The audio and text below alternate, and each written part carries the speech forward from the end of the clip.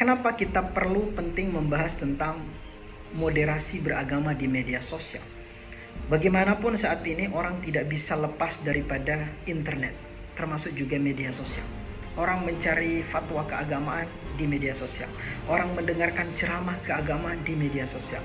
Orang melihat berita di media sosial. Ini satu sisi menjadi tantangan. Bahkan menurut laporan dari We Are Social, data digital Indonesia pada tahun 2020, jumlah pengguna internet di Indonesia mencapai 185,3 juta. Berarti 66,5% dari total populasi jumlah Indonesia 278 juta. Ini menjadi jumlah yang sangat besar. Kemudian pengguna media sosial sebanyak 139 juta atau setara dengan 49,9%. Dan rata-rata orang menggunakan media sosial sehari pada tahun 2024 3 jam 11 menit dan internet 7 jam 38 menit. Bayangkan, ini adalah waktu yang sangat panjang sekali. Dan rata-rata alasan mereka menggunakan media sosial itu berdasarkan daripada data itu adalah karena untuk mengisi waktu luang. Ini paling tinggi alasannya. Dan media sosial yang paling banyak diakses itu adalah WhatsApp, mencapai 90,9%, lalu disusul oleh Instagram, kemudian Facebook dan TikTok. Artinya setiap hari kita mengenal istilah-istilah ini. Karena itu, kalau kita tidak turun di sini untuk menyampaikan terutama dengan paham-paham moderasi, apalagi karakter media sosial itu bisa diakses oleh siapa saja.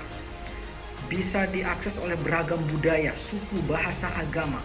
Jika ini tidak diberikan pemahaman-pemahaman moderasi terutama dengan fatwa-fatwa keagamaan, akan melahirkan kerusakan, stereotip, perpecahan dan percocokan antara satu dengan lain. Mungkin teman-teman pernah ingat beberapa waktu yang lalu di Lombok ada seorang oknum ustadz atau tuan guru karena dianggap menyinggung tempat makam tertentu, lalu itu viral, lalu kemudian digeruduk oleh massa. Ini adalah salah satu bagian kalau tidak disikapi dengan arif maka akan melahirkan pandangan-pandangan yang sangat luar biasa. Apalagi teman-teman, menarik dari temuan dari PPI MUI Jakarta pada tahun 2020 menemukan bahwa memang wacana keagamaan di Indonesia di media sosial, terutama di Twitter yang dia teliti, didominasi oleh kelompok moderat, lalu disusul oleh kelompok konservatif. Tetapi pemegang akun-akun itu lebih didominasi oleh kelompok Islamis dan konservatif. Kenapa? Moderat itu walaupun proporsinya cukup besar, tapi dia cenderung diam jika dibandingkan oleh kelompok-kelompok Islamis dan konservatif. Mereka lebih aktif di media sosial. Istilahnya noise majority, noise minority antara kelompok moderat dan juga kelompok Islamis. Ini harus menjadi PR kita bersama, kemudian menjadi jihad algoritmatik. Temuan-temuannya adalah narasi konservatif yang biasa berkembang itu seperti narasi tentang isu perempuan, hubungan warga negara, perbuatan baik dan buruk. Kalau narasi konservatif tentang perempuan menyebutkan bahwa perempuan itu tugasnya hanya di rumah, lalu tidak boleh membantah sama sekali kepada suaminya. Kemudian dia kunci masuk surga semata-mata adalah ada di suami. Kemudian isu lingkungan juga dinarasikan oleh kelompok konservatif, penyebab terjadinya kerusakan itu juga adalah karena ulah manusia. Nah, lalu seperti apa yang dimaksud dengan wasatiyah di media sosial? Moderat. Kita harus dudukkan dulu makna wasatiyah. Kalau bahas wasatiyah dalam Al-Quran, teman-teman bisa akses. Pertama yang banyak dirujuk itu adalah Al-Baqarah surah kedua ayat 143, wa kadzalika ja'alnakum ummatan wasata. Ada juga di Al-Baqarah ayat 238, hafizu 'alas salati was salatil wusta. Ada juga di Al-Qalam ayat 28, qala awsatuhum alam aqul lakum laula tusabbihun. Nah, saya akan tapi berfokus kepada ummatan wasata yang di dalam Al-Baqarah 143. Apa maknanya? Pengertian ummatan wasata dari sekian yang dirangkum oleh para ulama-ulama yang saya ambil beberapa referensi. Pertama adalah baik atau terbaik.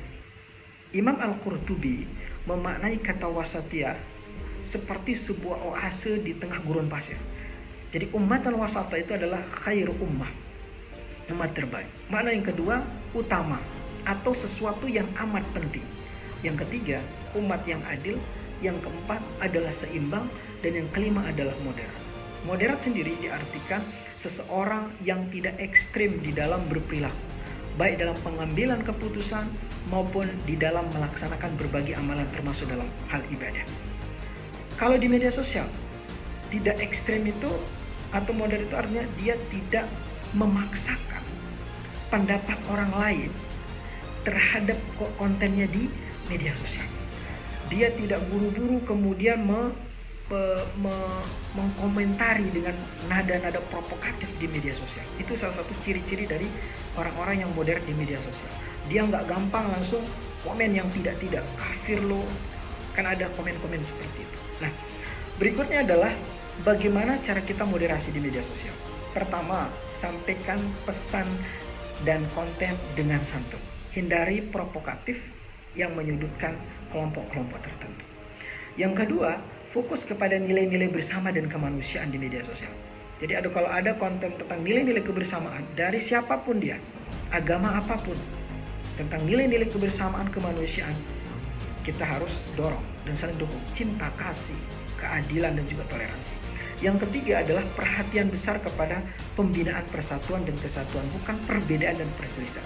Di sini makanya saya menyarankan kalau bisa akun Instagram kita atau akun media sosial kita, TikTok, Instagram, dan sebagainya, kalau bisa kita follow orang-orang yang menurut kita berbeda dengan kita.